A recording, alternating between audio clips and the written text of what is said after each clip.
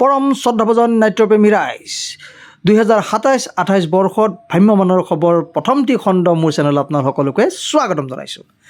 গতিকে নাট্যপ্ৰেমী ৰাইজসকল, আপোনালোকক জনাবলৈ সুখী হৈছোঁ, এই বছৰ ব্ৰহ্মপুত্ৰৰ 3খন নাটক আছে। সেই 3খন নাটক হৈছে জনপ্ৰিয় নাট্যকাৰ অভিজিত ভট্টাচাৰ্যদেৱৰ মুখাগ্নিৰ শপত, প্ৰদীপ শৰ্মাৰ অগ্নিযুগৰ ফিৰিঙতি মই, আৰু জনপ্ৰিয় নাট্যকাৰ অভিনেতা বিনয় ডেকাৰ বিষ।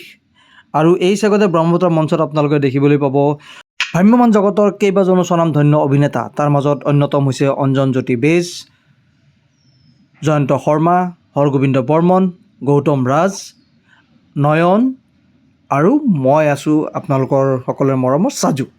গতিকে মৰম দিবলৈ নাপাহৰিব। আহক আমি যাওঁ পৰৱৰ্তী থিয়েটাৰলৈ। এই বছৰো অইন বছৰৰ দৰে এক ব্যতিক্ৰম পদক্ষেপ লৈছে তেওঁলোকে। এইবাৰ আমাৰ সকলোৰে মৰমৰ তপন দাক আপোনালোকে দেখিবলৈ পাব ইতিহাস থিয়েটাৰত। আৰু অভিজিত ভট্টাচাৰ্য ডাঙৰীয়াৰ ভিক্ষাৰী নাটকখনে ইতিমধ্যে ছ'চিয়েল মিডিয়াত চৰ্চা লাভ কৰিছে। আমি আশা কৰিছোঁ এই নাটকখনে ৰাইজক মৰম আৰু আদৰ বুটলিবলৈ সক্ষম হ'ব, কাৰণ ইতিমধ্যে এই নাটকখনে চৰ্চা লাভ কৰিছে আৰু তপন দাৰ অভিনয় অনবদ্য ক'বই নালাগে। আহক যাওঁ পৰৱৰ্তী থিয়েটাৰলৈ। এইবাৰ আহিছোঁ আমি আপোনালোক সকলোৰে মৰমৰ থিয়েটাৰ সূৰ্যলৈ। সূৰ্যৰ মঞ্চত আপোনালোকে দেখিবলৈ পাব অভিজিত ভট্টাচাৰ্যৰ মই তোমাৰ কাষতে আছোঁ নাটকখন। আৰু এই নাটকখন ইতিমধ্যে ছ'চিয়েল মিডিয়াত চৰ্চা লাভ কৰিছে। আৰু এই নাটকত আপোনালোকে দেখিবলৈ পাব আমাৰ সকলোৰে মৰমৰ প্ৰসেনজিৎ, সুকন্যা ৰাজগুৰু, আৰু ভ্ৰাম্যমানৰ কমেডি কিং অৰুণ বৰা, আৰু লগতে উদীয়মান খলনায়ক সেয়া হৈছে মঞ্জিল। আমি আশা কৰিছোঁ নাটকখনে সমাদৰ লাভ কৰিব। আহক যাওঁ পৰৱৰ্তী থিয়েটাৰলৈ। এইবাৰ আহিছোঁ ৰাজধানী থিয়েটাৰলৈ। ৰাজধানী থিয়েটাৰত এই বছৰ থাকিব আমাৰ সকলোৰে মৰমৰ ভ্ৰাম্যমানৰ বাদশ্বাহ, সেয়া হৈছে চম্পক শৰ্মা ডাঙৰীয়া। আৰু চম্পক শৰ্মা ডাঙৰীয়াৰ এই বছৰ তেওঁ ৰচনা পৰিচালনাৰে ৰাজধানী মঞ্চত আপোনালোকে দেখিবলৈ পাব খলনায়ক। আৰু চম্পক দা সদায় ব্যতিক্ৰম হয়, তেওঁৰ নাটকবিলাক অকণ ব্যতিক্ৰম। আশা কৰিছোঁ এই বছৰো এখন ব্যতিক্ৰম নাটক আমি দেখিবলৈ পাম ৰাজধানী মঞ্চত। ইতিহাস থিয়েটাৰৰ আন এখনেই ব্যতিক্ৰমী নাটক হৈছে সেয়া হৈছে কাবুলীৱালা। কাবুলীৱালা পুনৰ ন সাজেৰে সজাই এইবাৰ ইতিহাসৰ মঞ্চত আপোনালোকে দেখিবলৈ পাব। আমাৰ সকলোৰে মৰমৰ তপন দা কাবুলীৱালাৰ চৰিত্ৰত অভিনয় কৰিব। যশস্বী লেখক কবিগুৰু ৰবীন্দ্ৰনাথ ঠাকুৰৰ মূল গল্পৰ আধাৰত অভিজিত ভট্টাচাৰ্যদেৱে দিয়া নাট্যৰ ৰূপত আমি আকৌ ইতিহাসৰ মঞ্চত দেখিবলৈ পাম কাবুলীৱালা। আপুনি চাবলৈ আগ্ৰহী নে? এইবাৰ আহিছোঁ এই বৰ্ষত নতুনকৈ সংযোজন হোৱা ভ্ৰাম্যমান থিয়েটাৰ ৰুদ্ৰ। আৰু ৰুদ্ৰৰ মঞ্চত অভিজিত ভট্টাচাৰ্যৰ মন বাগিচাৰ মজনু এখন ব্যতিক্ৰমী নাটক ইতিমধ্যে ছ'চিয়েল মিডিয়াত চৰ্চা লাভ কৰিছে। আমাৰ সকলোৰে মৰমৰ আকাশ দা বহু বছৰৰ বিৰতিৰ পিছত পুনৰ ভ্ৰাম্যমানৰ মঞ্চত আমি দেখিবলৈ পাম আমাৰ সকলোৰে মৰমৰ আকাশ দা।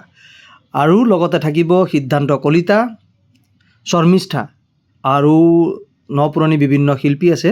গতিকে এই নাটকখনে ইতিমধ্যে ছ'চিয়েল মিডিয়াত চৰ্চা লাভ কৰিছে। গতিকে আমি আশা কৰিছোঁ এই নাটকখনে ৰাইজৰ সমাদৰ লাভ কৰিব। আপুনি এইখন নাটক চাবলৈ আগ্ৰহী নে? কমেণ্ট কৰি জনাব। এইবাৰ আহিছোঁ আমি বীণাপাণিৰ মঞ্চলৈ। বীণাপাণিৰ মঞ্চত তুমুল চৰ্চা লাভ কৰা এখন নাটক, সেয়া হৈছে জিতেন শৰ্মাৰ দস্যুৰাণী ফুলন দেৱী। আকৌ ন সাজেৰে আমি ভ্ৰাম্যমান মঞ্চত দেখিবলৈ পাম ফুলন দেৱী। আৰু ফুলন দেৱীৰ মূল চৰিত্ৰত অভিনয় কৰিব অসমৰ স্বনামধন্য জনপ্ৰিয় অভিনেত্ৰী প্ৰাঞ্জনা দত্ত বাইদেউ। আৰু বাইদেউক এইবাৰ দস্যুৰাণী ফুলন দেৱীৰ ৰূপত আমি দেখিবলৈ পাম বীণাপাণিৰ মঞ্চত। আৰু লগতে থাকিব বিনয় ডেকা, তেওঁ খুব ভাল অভিনেতা। লগত থাকিব চন্দন, আমাৰ সকলোৰে মৰমৰ হেমাংগ ৰাজ। গতিকে বীণাপাণিৰ মঞ্চত দস্যুৰাণী চাবলৈ আমি আগ্ৰহী। এইবাৰ আহিছোঁ হেঙুল থিয়েটাৰলৈ। হেঙুল থিয়েটাৰত পুনৰবাৰ ন সাজত দেখা যাব ঝংকাৰ। এই ঝংকাৰ নাটকখনে হেঙুলৰ মঞ্চত আগতেও বহুত জনপ্ৰিয়তা লাভ কৰিছে। আকৌ এই বছৰ ঝংকাৰ ন সাজেৰে ন ৰূপেৰে মঞ্চস্থ কৰা হ'ব এদল নতুন অভিনেতা অভিনেত্ৰীৰ সৈতে। হেঙুলৰ মঞ্চত পুনৰবাৰ ন সাজেৰে আমি দেখিবলৈ পাম ঝংকাৰ। গতিকে ঝংকাৰ নাটকখন চাবলৈ আপুনি আগ্ৰহী নে? কমেণ্ট কৰি জনাব। শ্ৰদ্ধাভাজন নাট্যপ্ৰেমী ৰাইজ, আজিৰ অনুষ্ঠানটো ইয়াতে সামৰিছোঁ। আকৌ আপোনালোকক নতুন এটি খণ্ডলৈ উপস্থিত হ'ম। তেতিয়ালৈকে মোক চেনেলটোক মৰম দিব, শ্বেয়াৰ কৰিব, লাইক কৰিব আৰু ছাবস্ক্ৰাইব কৰিব একদম নাপাহৰিব। এতিয়া এৰিছোঁ। ধন্যবাদ। শুভ ৰাত্ৰি। দিনত চালে গুড মৰ্ণিং।